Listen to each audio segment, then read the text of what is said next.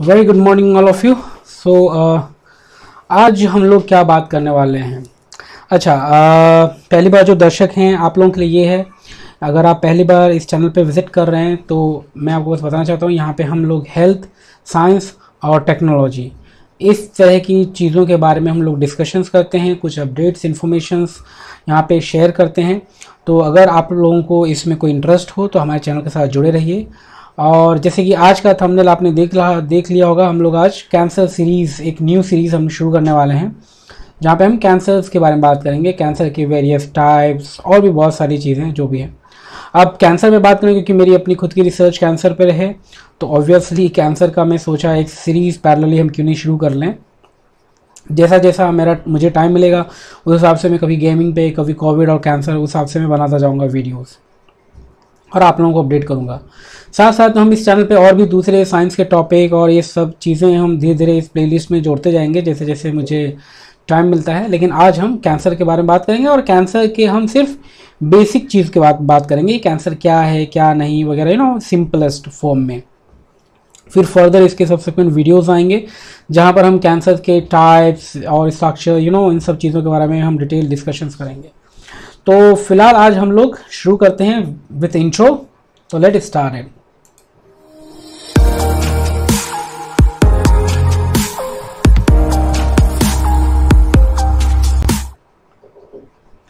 तो चलिए, तो अब हम शुरू करते हैं। तो जैसे कि हम लोगों ने आप बताया, आपको थंबनेल में आप पढ़ चुके होंगे, देख चुके होंगे कि हम लोग कैंसर्स के बारे में बात करने वाले हैं। कैंसर के एक ओवरव्यू मैं आपको देने वाला हूं अभी फर्स्ट वीडियोस में। इस प्लेलिस्ट के फर्स्ट वीडियो में अभी हम यही बात करेंगे। कैंसर प्लेलिस्ट होगा, उसके अंदर फर्स्ट वीडियो यही होगा जहाँ पे हम कैंसर के बेसिक चीज़ों के बारे में बात करेंगे। कैंसर क्या है, क्या नहीं, कैसे हो जाता है, इन सब चीज़ों के बारे में हम देखेंगे और समझेंगे और कुछ सीखेंगे। इसके लिए जो भी फैक्ट्स और फिगर्स चाहिए डेफिनेटली आप मुझे मेल करिए, मैं आपको प्रोवाइड करूंगा, क्योंकि मैं just because of copyright issues I don't want to share those informations. हाँ, मुझे पता है कि कुछ रूल्स हैं, उसमें आप कर सकते हो 30 सेकेंड्स और समथिंग 10 सेकेंड 15 सेकेंड्स के अंदर आप लोग यूज़ कर सकते हैं, लेकिन उतना मैं कॉम्प्लिकेट नहीं करना चाहता चीज़ों को कि मुझे वापस इसको करेक्ट करना पड़े, तो इसी वजह से मैं नहीं कर रहा। और आप लोगों को किसी को इंटरेस्ट है तो सिंपली आप मुझे मेल करिए, मैं आपको प्रोवाइड कर दूंगा। तो आज हम सीखने के वाले और समझने वाले क्या है कि कैंसर क्या है। तो देखो, कैंसर कोई भी चीज़ कैसे होती है, हालांकि जब डिटेल हम बात करेंगे, डिटेल में तो अलग एक ही वीडियो में हम बात नहीं कर सकते, लेकिन मैं आपको सुपरफिशियली बताऊं कि कैंसर क्या है। तो नॉर्मल जो सेल्स होती हैं, नॉर्मल सेल, वो सेल में कुछ चेंजेस हो जाते हैं, उसकी फिजियोलॉजी में, उसकी फंक्शनिंग में कुछ चेंजेस हो गए। वो चेंजेस के वेरियस फैक्टर्स और वेरियस मीन्स होते हैं, वो कभी डिस्कस होगा। और उस चेंजेस के कारण, उसकी फिजियोलॉजी में चेंजेस के कारण, उसकी कुछ प्रॉपर्टीज में चेंजेस के कारण वो कुछ इस तरीके से बिहेव करती है जिसको हम एबनॉर्मल बिहेवियर कहते हैं। एबनॉर्मल बिहेवियर मतलब यूँ समझे, कोई एक इंसान है, इंसान अचानक से, एक सिंपल इंसान था, सीधा साधा आदमी है, एकदम नॉर्मल फंक्शन कर रहा है, हम उसको डेली लाइफ में देख रहे हैं, हमें कोई भी ऐसी डॉप्डफुल चीज़ें नहीं लगती है, और अचानक से वही इंसान कभी किसी दिन एकदम पागलों जैसी हरकत करने लग जाए, एकदम पागलों जैसा बिहेवियर करने लग जाए, तो हमें फिर डाउट होगा, अरे ये इंसान तो ऐसे नॉर्मल था, अचानक से इसका बिहेवियर कैसे चेंज हो गया। एब्रप्ट चेंज, एब्रप्ट चेंज मतलब समझते हो, एक तो होता है चेंज जो स्लो प्रोसेस के थ्रू आता है, हर चीज़ में आता है चेंजेस, एक होता है एब्रप्ट चेंज। तो ये एब्रप्ट चेंज ना, ये कोई एक स्ट्रैटेजिक वे में नहीं आता, ये एब्रप्ट चेंज डेफिनेटली कोई ना कोई बड़ी ऐसी चीज़ हो जाती है, उसकी वजह से ही एब्रप्ट चेंज आता है।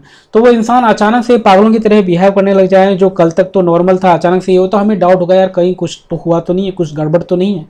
तो उसी तरीके से सोमैटिक सेल्स होती हैं। सोमैटिक सेल्स मतलब सोमा सेल्स, मतलब हमारी बॉडी की सेल्स है ना, हमारी बॉडी के अंदर जो सेल्स हैं, कोशिकाएं हैं, वो नॉर्मल काम कर रही थी, जो भी उनको काम दिया गया था वो नॉर्मल काम कर रही थी। अचानक से उसमें ऐसा कुछ चेंज हो गया कि वो जो काम कर रही थी वो काम ही नहीं कर रही, वो बल्कि जहाँ पे उसको रहना चाहिए था वहाँ नहीं रह रही, वो कहीं पे और चल के चली जा रही है, कहीं कुछ और हो जा रहा है, चल के चली जा रही है, मतलब मेटास्टेसिस बोलेंगे, मतलब वो सेल जहाँ पे थी, जहाँ उसको रहना चाहिए था, वहाँ से टूट के गिर करके कहीं और जाने लग गई, बॉडी में ब्लड के थ्रू कहीं भी फ्लो हो जाती है। तो इस तरीके से उसमें मेटास्टेसिस फीचर आ जाता है। तो इस तरीके से कोई चेंज हो जाता है सेल्स के अंदर, तो वो कैंसरस कहलाने लग जाती है। और सबसे बड़ा फैक्टर क्या होता है कि नॉर्मल एक जो सेल है मान लो 2 मिनट में डिवाइड होती है, एग्जांपल दे रहे हैं, उदाहरण दे रहे हैं आपको कि मान लो वो 2 मिनट में डिवाइड होती है और अचानक से जो कैंसर सेल वो सेल इस तरीके से उसमें चेंज हो जाए कि वो 2 मिनट के बजाय 2 सेकंड में डिवाइड होने लग जाए, 30 सेकेंड्स में डिवाइड होने लग जाए। मतलब कहने का मतलब जो नॉर्मल रेट था उसका डिवाइड होने का, मतलब एक सेल से 2 सेल्स बनने की जो नॉर्मल प्रोसेस था उसका, वो प्रोसेस अचानक चेंज हो जाए, वो टाइम पीरियड कम हो जाए, वो टाइम लैग मतलब कि जो टाइम लैप्स था वो टाइम कम हो जाए, बहुत ही लिमिट टाइम के अंदर ही वो डिवाइड करने लग जाए, है ना, ब्रेक होने लग जाए, डिवाइड करने लग जाए। तो जब इस तरीके जब चेंजेस हो जाते हैं बहुत ही कम सेकंड के अंदर अचानक से प्रीवियस के कंपेयर में, तो वो कैंसर सेल्स बनने लग जाती है, कैंसर सेल्स कहलाने लग जाती है। और फिर वो कैंसर सेल्स के अलग अलग स्टेज हम बोलते हैं कि कैंसर सेल जो है स्टेज 1 में है या स्टेज 2 या स्टेज 3 स्टेज 4, डिपेंड करता है वो कितनी वर्स्ट सिचुएशन में पहुंच गया है।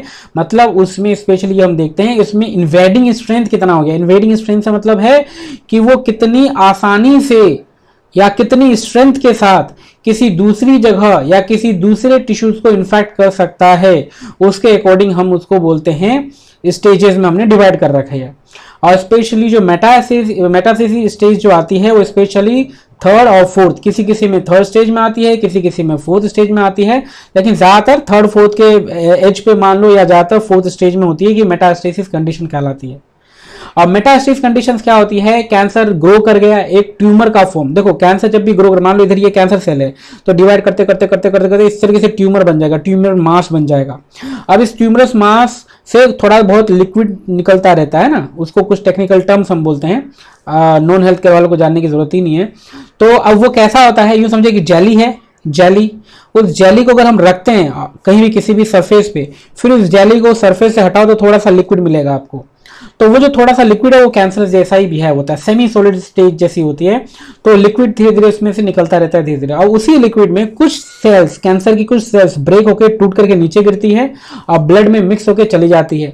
अब ब्लड में मिक्स होकर के वो जहां पे अटक गई, जिस किसी भी टिश्यू में अटक गई, चिपक गई, वहां पे वो सेल्स, कैंसर सेल्स, वो वहां पे ग्रो करने लग जाती, वहां पे वो ट्यूमर ग्रोथ होने लग जाता है। तो कैंसर सेल के लिए एक चीज कहते हैं कि अगर कहीं पे ट्यूमर दिख गया कैंसर का, इसका मतलब ये नहीं है ये उसी का कैंसर है, नहीं, ये उसी ऑर्गन का कैंसर या उसी बॉडी पार्ट का कैंसर का नहीं, उसकी हमें क्रिएटिन प्रोफाइलिंग करनी होती है। क्रिएटिन एक प्रोटीन होता है, एक बायोमोलिक्यूल है, एक प्रोटीन है क्रिएटिन, जो कि कैंसर सेल जो स्ट्रक्चर होता है उसका, सेल सरफेस स्ट्रक्चर जो होती है उसमें वो मदद करता है उसके साइटोस्केलेटन स्ट्रक्चर बनाने में। अब जो साइटोस्केलेटन स्ट्रक्चर जो बनता है उसमें उस क्रिएटिन का क्या फिक्स होता है कि बोन की क्रिएटिन प्रोफाइल अलग होगा, कहीं एपिडर्मिस है, एंडोडर्मिस, मतलब अलग अलग ऑर्गन के नाम से अलग अलग टिश्यूज के नाम होते हैं और हर टिश्यू का एक स्पेसिफिक क्रिएटिन प्रोफाइल कहलाता है। क्रिएटिन प्रोफाइल मतलब स्पेसिफिक टाइप का क्रिएटिन प्रोटीन वहां मौजूद होता है। तो कहीं पे भी कैंसर ट्यूमर मिलता है तो हम सबसे पहले उसका क्रिएटिन प्रोफाइलिंग करते हैं, जिससे हमें यह पता चल जाता है कि ये जो कैंसर ट्यूमर है वो इसी पार्ट का है या कहीं और से टूट के बहते हुए यहाँ आया है, क्योंकि हमें नहीं पता ना वो मेटास्टेसिस कंडीशन पहुंच गेन कर लिया कि नहीं किया है, ये हमें नहीं पता। तो इन सब के बाद हमें स्टेज बुलाता है। और इन जनरली अगर कोई भी कैंसर चीज मेटास्टेसिस कंडीशन में आ जाती है तो समझ लिए डेंजरस एक्ट होता है, वो डेंजरस सिचुएशंस है वहां पे फर्दर डेंजरस इस वजह से होता है क्योंकि उस तरह के कैंसर को ट्रीट करना बहुत मुश्किल है। अगर कैंसरस मेटास्टेसिस नहीं है, एक पर्टिकुलर ऑर्गन या एक पर्टिकुलर बॉडी के पार्ट में ग्रो कर रहा है, तो फिर भी वहां आप उसको ट्रीट कर सकते हो, है ना। ट्रीट होने के बाद वो रिकवर का भी चांस होता है, लेकिन बाद में हम डिस्कस करेंगे, लेकिन फिर भी ट्रीट कर सकते हो, समहाउ आप सोच सकते हो। लेकिन जो मेटास्टेसिस हो चुका है तो एक जगह आपको दिख गया कैंसर, आपने तो कर दिया ट्रीट, लेकिन हम नहीं जानते कि कैंसर टिश्यू मेटास्टेसिस में अगर है तो हो सकता है किसी और बॉडी पार्ट में वो चला गया हो और वहां पे अभी तो नहीं दिख रहा है ट्यूमर, लेकिन बाद में जब वो ग्रो करेगा तो ट्यूमर बनाएगा, हमें नहीं पता किस जगह कहां पे। और ये गलती से ब्रेन पार्ट है उधर, वैसे प्रोबेबिलिटी कम होती है जस्ट बिकॉज ऑफ हमारे जो टाइट जंक्शन होते हैं ब्रेन के, जल्दी वो फिल्टर का काम करते हैं, लेकिन कभी कभार वो भी नाकाम हो जाते हैं, कहीं वहां पे जाके कुछ ग्रोथ हो जाए। ब्रेन का जो ग्रोथ होगा कैंसर का वो अलग चीज है, लेकिन बॉडी का कोई पार्ट का कैंसर सेल्स ब्रेन तक पहुंचना ये बहुत मुश्किल होता है अनटिल अनलेस कोई बड़ा कोई मेजर ड्रॉबैक ना हो जाए या मेजर डिस्टॉर्शन ना हो जाए तब तक। तो फिर भी वो कहाँ पे पहुंच रहा है हमें नहीं पता, गलती से वो ऐसे पार्ट्स में पहुंच गया जहां इलाज करना बहुत मुश्किल है। जहाँ पे चीज़ें बहुत सेंसिटिव होती हैं कि लाइफ डेथ तक हो सकती है, तो दिक्कत होती है। तो स्पेशली कैंसर से ज़्यादा डेंजरस कब होता है, जब वो मेटास्टेज कंडीशन में जाता है। उससे पहले की कंडीशंस में हमें कैंसर से कोई दिक्कत नहीं है, कैंसर से हमें कोई मतलब दिक्कत इन द सेंस दिक्कत है, मतलब फिर भी थेरेपी हो सकती है, उसकी ट्रीटमेंट हो सकता है, उसमें आप कोई उम्मीद रख सकते हो। और इन जनरल कैंसर जो 100% क्योरेबल होता है, 100% तो नहीं बोलूंगा, लेकिन मैक्सिमम लाइक मोर देन 90% जो क्योरेबल होता है वो फर्स्ट स्टेज में होता है। लेकिन कैंसर को फर्स्ट स्टेज में देख पाना ये अपने आप में या तो किस्मत के भरोसे होता है, या तो आपके रेगुलर चेकअप की आदत की वजह से। जैसे कुछ लोग रेगुलर चेकअप कराते हैं ईयरली, भले उनको बीमारी हो ना हो वो रेगुलर चेकअप कराते हैं। तो रेगुलर चेकअप करने से क्या होता है, फिर भी ज्यादा प्रोबेबिलिटी होती है कि कोई भी बीमारी को बहुत ही पहले पकड़ा जा सके। लेकिन क्योंकि कैंसर जब होता है तो सिम्टम तुरंत दिखाता नहीं है, जब तक वो एडवांस स्टेज में नहीं चला जाता। और एडवांस स्टेज में आने के बाद जब वो अपना सिम्टम दिखाता है, यानी कि जब हमें पता चले, उसके लक्षण दिखें कि भाई ये कैंसर हो सकता है, तब तक काफ़ी स्टेज पहुंच चुकी होती है एडवांस स्टेज में, जिसको ट्रीटमेंट करने के लिए बहुत खर्चा और ये सब होता है। और फोर्थ स्टेज इज लाइक सिर्फ डॉक्टर आपको एक टाइम पीरियड बता देता है कि भाई इस टाइम पीरियड में, अभी तक मेरे बेस्ट ऑफ मेरी नॉलेज यही है, थर्ड स्टेज तक तो बचाए गए हैं पेशेंट्स को। लेकिन मेरी नॉलेज में हो सकता है ऐसा हो, लेकिन मैं इस वजह से बोलूंगा नहीं, लेकिन एटलीस्ट मेरी नॉलेज में ऐसा कोई पेशेंट नहीं है साइंटिफिकली कहीं डॉक्टर में कि फोर्थ स्टेज में पहुंच गया हो वो और फिर भी सरवाइव हो गया हो अच्छी तरह से सरवाइव। मतलब ऐसा नहीं कि 5-10 साल और जी गया, ये तो हैं केसेस, लेकिन अच्छी तरीके से वो क्योर हो गया है। इस तरह का जो सिम्टम्स है वो मुझे लगता नहीं है कि ये चीज़ें देखी गई है फोर्थ स्टेज में। बाकी हो सकता है ऐसा एक्सेप्शन हो कहीं, मुझे नहीं पता, लेकिन मेजोरिटी ऑफ जो फोर्थ स्टेज होता है उसके अंदर पेशेंट को बचाना बहुत मुश्किल होता है। अब कैंसर जो होते हैं वो वेरियस टाइप्स के होते हैं, वो डेफिनेटली हम सब्सिक्वेंट वीडियोस में चर्चा करेंगे। साथ ही साथ क्या होता है, जब कैंसर का जब हम ट्रीटमेंट करते हैं तो ट्रीटमेंट के भी बहुत से तरीके होते हैं, और उन सभी तरीकों के बारे में हम डिस्कस करेंगे, कौन कौन से क्या क्या तरीके होते हैं। साथ साथ में जब हम बात करेंगे कैंसर हर ऑर्गन में भी होता है, तो जिन जिन ऑर्गन में होते हैं जो टाइप्स होते हैं, तो उन ऑर्गन टाइप्स में कैसे होता है, कितने तरह के कैंसर होते हैं, एक पर्टिकुलर ऑर्गन में भी कई तरह के कैंसर हो सकते हैं, तो उसके बारे में भी हम डिस्कस करेंगे क्या है क्या नहीं। लेकिन फिलहाल कैंसर यहीं पर है, यही चीज़ है जो बेसिक। और भी बात करें हम, एक चीज़ और क्या होती है कि कैंसर, आप एक कॉन्सेप्ट समझो कि कैंसर जल्दी जल्दी डिवाइड करेगा, जल्दी जल्दी डिवाइड करता है कैंसर नॉर्मल सेल कंपेयर में। तो उसको डिवाइड करना है, तो डिवाइड कैसे होता है, बायोलॉजिकल वाले लोग जानते होंगे, कोई भी सेल डिवाइड करता है तो क्या होता है, माइटोसिस और मियोसिस। तो यहाँ पर माइटोसिस होगा, सेल डिवीजन जो होगा, तो माइटोसिस होगा तो बहुत सारी आएंगे अलग अलग एनाफेज, टीलोफेज, मेटाफेज, इस तरह के डिफरेंट प्रोफेज, ये डिफरेंट डिफरेंट स्टेजेस हैं सेल डिविजन के। तो एक नॉर्मल हेल्थी सेल जो होता है वो डिवीजन के सारे स्टेप्स को प्रॉपर फॉलो करता है, लेकिन जो नॉर्मल कैंसर, जो कैंसरस सेल्स हैं, वो डिवीजन के सारे प्रोसेस को कंप्लीटली फॉलो नहीं करता। लेकिन वो जो भी स्टेप को फॉलो करता है उसके लिए एनर्जी तो चाहिए ना, एनर्जी हमें मिलेगी कहां से, तो एनर्जी, और हमारी बॉडी में एनर्जी कौन प्रोवाइड कर रहा है, हम कह रहे हैं ग्लूकोज और ऑक्सीजन चाहिए। ग्लूकोज ऑक्सीजन मिलकर भैया वहां पे ग्लाइकोलाइसिस होगा, एनर्जी मिलेगी। तो इसका मतलब कैंसर को भी एनर्जी चाहिए, कैंसर सेल जल्दी जल्दी डिवाइड करे तो उसको ज्यादा एनर्जी चाहिए ना नॉर्मल सेल के कंपेयर में। नॉर्मल सेल मान लो 1 घंटे में 1 बार डिवाइड होती है, कैंसर सेल 1 घंटे में 100 बार डिवाइड हो जाए, तो उसको तो बहुत ज्यादा चाहिए, एनर्जी चाहिए। अब एनर्जी चाहिए, अब एनर्जी सप्लाई ग्लूकोज ऑक्सीजन है, वो आता ब्लड के थ्रू है, इसका मतलब कैंसर सेल में ब्लड की सप्लाई ज्यादा होगी। अगर आपसे नॉर्मल पूछा जाए सोमैटिक सेल और कैंसर सेल में सबसे ज्यादा ब्लड सप्लाई किधर होती, तो आप बोलोगे भैया कैंसर सेल्स। तो इस वजह से भी ये थोड़ा डेंजर होता है कि ये हमारी एनर्जी को खा लेता है और हमें फिम्बल कर देता है, हमें कमजोर बनाता है। तो ब्लड सप्लाई को ज्यादा करने के लिए वहां पे जो ब्लड की वेजल्स है, ब्लड की वेजल्स मतलब समझो, वेजल्स मतलब होता है बर्तन, और ब्लड मतलब खून, तो खून के बर्तन मतलब ऐसी पाउचेस, ऐसी स्पेसेस जहां पे वो खून इकट्ठा हो, खून मरे, खून रहे वहां पे, तो ब्लड फ्लो होगा, तो ब्लड वेजल्स की नेटवर्किंग बहुत ज्यादा हो जाएगी। कैंसर सेल, कैंसर टिश्यू है तो उसके अंदर ब्लड वेजल्स की नेटवर्किंग, नेटवर्क मतलब ज्यादा से ज्यादा ब्लड वेजल बनेंगे और एक दूसरे से कनेक्ट हो जाएंगे, जिससे ज्यादा से ज्यादा ब्लड सप्लाई हो और सभी को ज्यादा से ज्यादा एनर्जी मिले, ब्लड मिले, एनर्जी मिलेगी ब्लड से, और उससे फर्दर वो इजीली डिवाइड हो सके। तो ये सारा काम करती है। और ये जो ब्लड वेजल्स है ज्यादा से ज्यादा बनती है उस कैंसरस में, उस टिश्यूज में, उसको हम बोलते हैं न्यूरोजेनेसिस। मतलब कि जो जेनेसिस मतलब क्या हुआ, जेनेसिस का मतलब हो जाता है कोई भी चीज को पैदा करना, है ना। मतलब कोई भी चीज जन्म लेती है तो उसको हम कहते हैं पैदा करना, जेनेसिस मतलब ग्रोथ होनी, मतलब कोई भी चीज प्रोड्यूस हो रही, रिप्रोड्यूस हो रही है ना, तो जेनेसिस हुआ। अब उसको हमने बोल दिया, अब इसको एंजाइना या एनजीओ, मतलब अगर हम नर्व, मतलब नर्व बोल रहे हैं, मतलब ब्लड की जो वेजल्स हैं, ब्लड की वेजल्स, तो ये एनजीओ हम बोलते हैं ना, तो इसको एनजीओ बोलते हैं साइंटिफिकली यूं समझो। तो जैसे हम बोलते हैं एंजियोग्राफी, जैसे हार्ट अटैक समथिंग हुआ तो उसको चेक करते हैं कि भैया ब्लड वेसल कहीं ब्लॉक तो नहीं है, कुछ तो नहीं है ना, तो वो उसको हम बोलते हैं एंजियोग्राफी बोलते हैं, क्योंकि हम एनजीओ हम देख रहे हैं। अब एनजीओ मतलब यूं समझो आप, जैसे आर्टरीज और वेन्स होती है ना, आर्टरीज और वेन्स, तो आर्टरीज और वेन्स ये कहाँ से आ रही हैं, तो ये प्रोसेस में है, एंजियोजेनेसिस के जरिए ये सारी चीजें आती है। तो यही एंजियोजेनेसिस प्रोसेस सबसे ज्यादा हो जाता है कैंसरस मास या कैंसरस ट्यूमर में, वहां पे एंजियोजेनेसिस बहुत ज्यादा होता है। तो उससे क्या होगा, ज्यादा ज्यादा हमारी वेजल्स बनेंगी, ज्यादा ज्यादा हमारी ब्लड वेजल्स की ग्रोथ होगी और बनेंगी, और नेटवर्किंग ज्यादा होगा और ब्लड सप्लाई ज्यादा होगा, जिससे उसको डिवाइड करने का मौका मिलेगा। तो इस तरह की चीजें, तो मोटा मोटी आप ये समझिए कैंसर किस ओरिजिन का है उसके लिए हमें क्रिएटिन प्रोफाइलिंग करनी पड़ती है, और ज्यादा ज्यादा ब्लड अगर उसमें नेटवर्किंग बन रही है ब्लड वेजल्स की, तो उसको हम बोलेंगे एंजियोजेनेसिस। और इस तरीके से नेटवर्क ग्रोथ होती है और इस तरीके से ट्यूमर बनता है, और ट्यूमर में फर्दर जो एडवांस स्टेज कहलाती है उसको हम मेटास्टेसिस बोलते हैं, जहां पे वो एक प्लेस से दूसरी प्लेस में चली जाती है।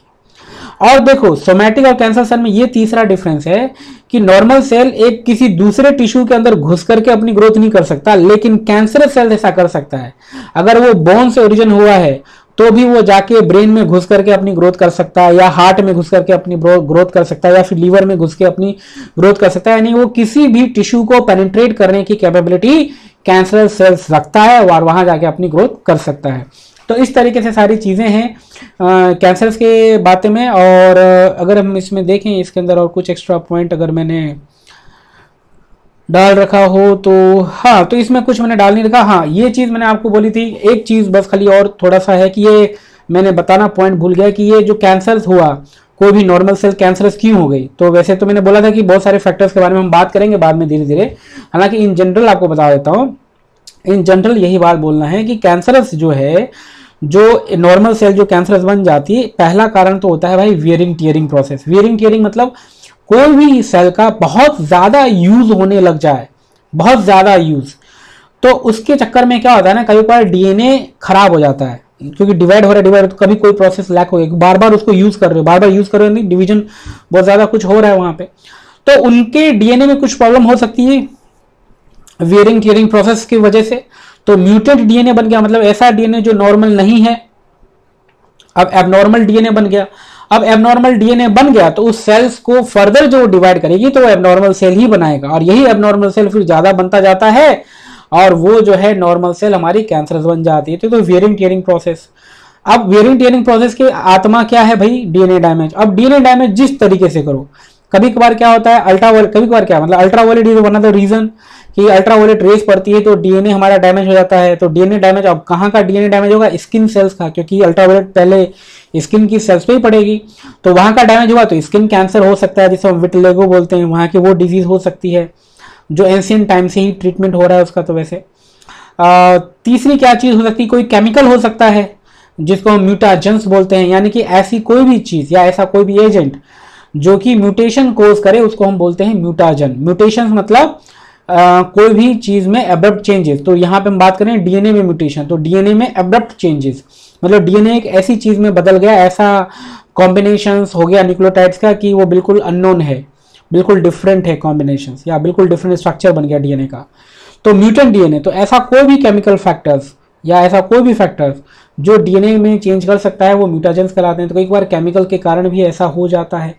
तो वियरिंग टियरिंग, ज़्यादा हार्श सनलाइट है, और नॉट ओनली सनलाइट, बहुत तरह के एक्स रेज हैं, गामा रेज हैं, है ना, इस तरह की भी सेल्स कभी कभार बहुत हार्शफुल होती है, मतलब हार्श वेव्स जो बहुत ज़्यादा खतरनाक डैमेज कर सकती है, तो उसमें यूवी एक्स गामा सारी चीज़ें आ जाती है, तो इनकी वजह से भी उनके डीएनए डैमेज हो सकता है। प्लस कभी कभार केमिकल्स, वो केमिकल्स की वजह से भी ऐसा हो सकता है।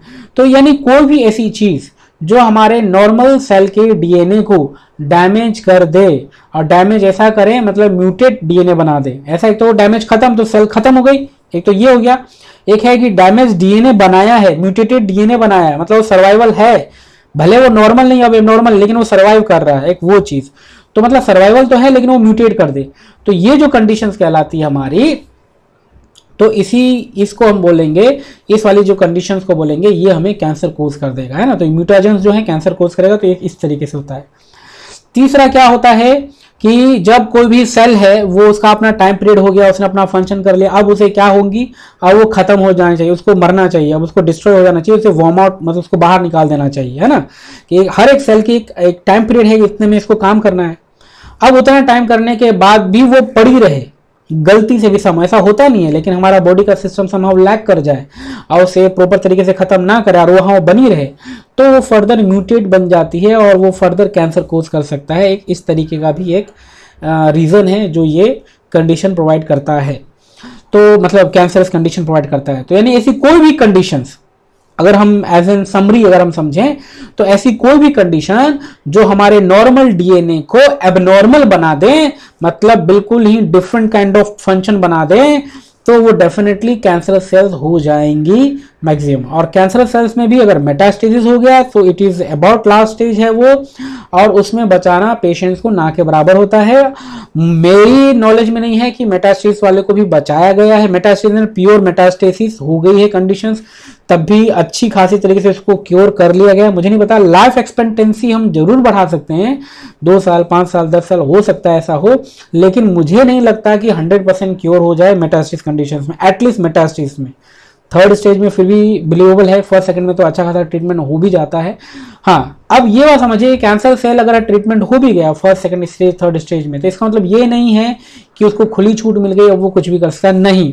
उसको ऑब्जर्वेशन में ही रहना पड़ता है 1 ईयर 2 ईयर 3 ईयर 4 ईयर, कि वापस से वो जो ट्रीटमेंट हुआ है वापस से वो रिवॉक ना हो जाए, वापस से वो चीज़ें होने ना लग जाए, क्योंकि ऐसा होता है। और ये कब होता है, क्या होता है, वो थेरेपी के तरीके पे भी निर्भर करता है, जो हम हमारे अगले वीडियोज में हम डिस्कस करेंगे, कौन कौन सी थेरेपीज हैं और क्या है, इन सब चीज़ों के बारे में हम डिस्कस करेंगे। तो ये है, तो एक तो डीएनए की हमने बात बोल दी कैंसर्स को लेकर के, ठीक है। तो बस यही सारी चीज़ें हैं, ठीक है, इसमें इतना ही है। और जल्द ही मैं एक्चुअली अपनी वेबसाइट में अभी आउट नहीं करना चाह रहा, क्योंकि कुछ ना कुछ कंस्ट्रक्शन समथिंग हो रहा है, तो बाद में मैं आप लोगों को अपनी कुछ वेबसाइट भी बताऊंगा जहाँ पे आप लोग ये रीड कर सकते हैं। But only thing is that those are mention in only English. अगर आपको चाहिए तो वो ट्रांसलेटर यूज़ कर सकते हो, जहाँ पे वेबसाइट ट्रांसलेट हो जाती है पूरी हिंदी में, आप देख सकते हो। और अगर इसमें आपको लगता है किसी चीज़ को इम्प्रूव करना चाहिए, कोई चीज़ चेंज करनी चाहिए, तो प्लीज़ कमेंट करिए। और कैंसर्स के बारे में अगर आपको और पढ़ना है, समझना है, जानना है, तो आप मुझे मेल करिए, मैं फर्दर आपको बताऊंगा आप कैसे क्या कर सकते हैं, what is the next step where we can do. Specially अगर कोई साइंस और हेल्थ केयर सेक्टर्स में कोई जुड़ा हुआ है जिसको आगे फर्दर कैंसर का टॉपिक है, रिसर्च बेस्ड इवन, अगर आपको समझना है, जानना है, तो प्लीज़ आप मुझे मेल करिए, मैं आपको इस चीज़ के इस बारे में बताऊंगा। तो अभी के लिए फर्स्ट वीडियो यही है कैंसर का, फर्दर न्यू नेक्स्ट वीडियोज़ आएंगे। अगर आपको ये इन्फॉर्मेशन वैल्यूएबल लगती है तो आप अपने रिलेटिव सब दोस्तों के साथ, फैमिली फ्रेंड्स के साथ आप लोग ये शेयर कर सकते हैं। आज के लिए इतना ही, फिर हम मिलते हैं नेक्स्ट वीडियो में, तब तक के लिए आप लोग अपना बहुत ख्याल रखिए, बाय।